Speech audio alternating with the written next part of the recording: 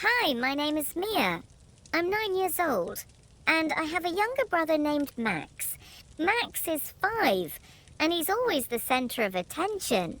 For a long time, I thought my parents loved Max more than me, but something happened that changed the way I felt forever. It all started last Saturday morning. I was sitting at the dining table, eating cereal. Mom was helping Max tie his shoes, and Dad was packing Max's favorite snacks in a small blue bag. They were getting ready to take him to his soccer practice. "Mom, can we bake cookies later?" I asked, hoping she'd say yes. Mom looked up briefly. "Maybe, Mia. Let's see how the day goes, okay?" That's what she always said. Let's see. It felt like her way of saying no.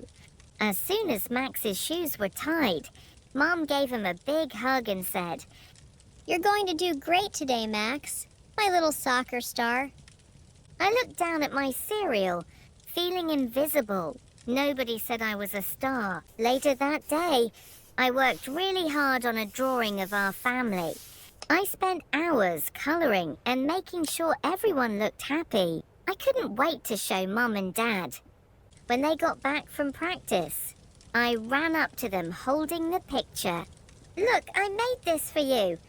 Dad barely glanced at it. "That's nice, Mia," he said, as he walked past me to help Max with his soccer shoes. Max held up a shiny sticker he got from practice. "Look, Mia, I got a gold star." Mom clapped her hands. "Wow, Max, that's amazing." I stood there, holding my drawing.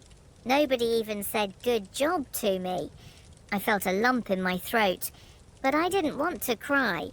Instead, I went to my room and put the drawing under my bed. That night, as I lay in bed, I thought about everything. It felt like Max was the most important person in the family, and I was just there. What if I disappeared? I whispered to myself. Would they even notice? That's when I decided to find out. I wrote a note on a piece of paper. "Dear Mum and Dad, I feel like you love Max more than me. I'm going away to see if you even miss me. Love, Mia." I put the note on the kitchen counter where they'd find it in the morning.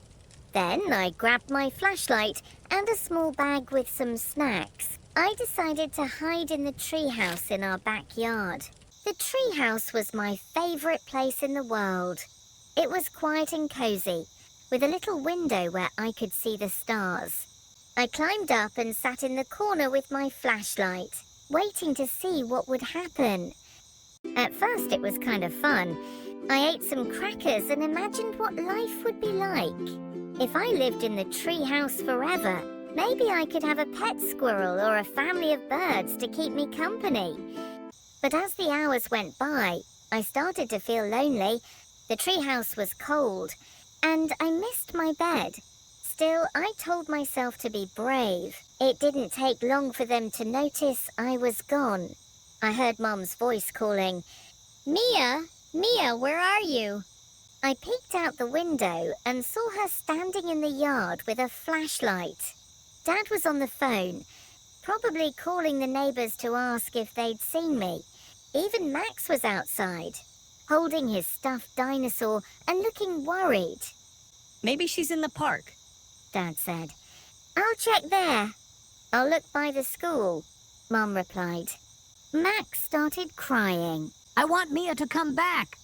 Hearing Max cry made my chest feel tight. I didn't think he'd miss me so much. After about an hour, Mom came back into the yard.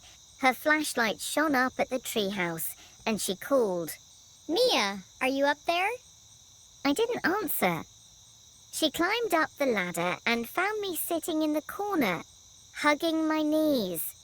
"Oh, Mia," she said, wrapping her arms around me. "You scared me so much." I tried not to cry, but tears rolled down my cheeks anyway. "I thought you didn't love me," I whispered. Mom held me tighter. "Mia, why would you ever think that?" "Because you and Dad always pay attention to Max. You never have time for me." Dad climbed up into the treehouse too. He looks so worried. Mia, we love you just as much as we love Max. I'm sorry if we made you feel like we don't. But you're always helping Max, I said. And you never notice the things I do. Mom took a deep breath. Mia, Max is younger than you. He needs a lot of help right now. But that doesn't mean we don't notice you. I saw your drawing today. It was beautiful. I should have told you that right away. I'm so sorry. Dad nodded. You're smart and independent, Mia. Sometimes we forget that you need attention, too. We'll do better, I promise. Max climbed up the ladder and joined us. He held out his stuffed dinosaur. You can have Mr. Dino tonight if it makes you feel better. He said. That made me laugh a little. Thanks, Max. We all sat in the treehouse together, huddled under a blanket Dad had brought. Mom held my hand, and Dad put his arm around me. For the first time in a long time, I felt like I was the center of their world.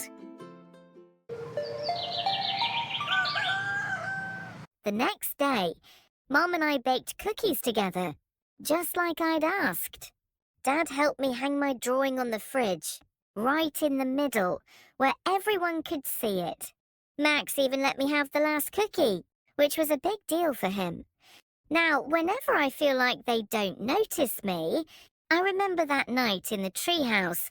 I know my family loves me, even if they don't always show it in the way I expect. And you know what? I love them too. If you ever feel like someone doesn't love you, try talking to them.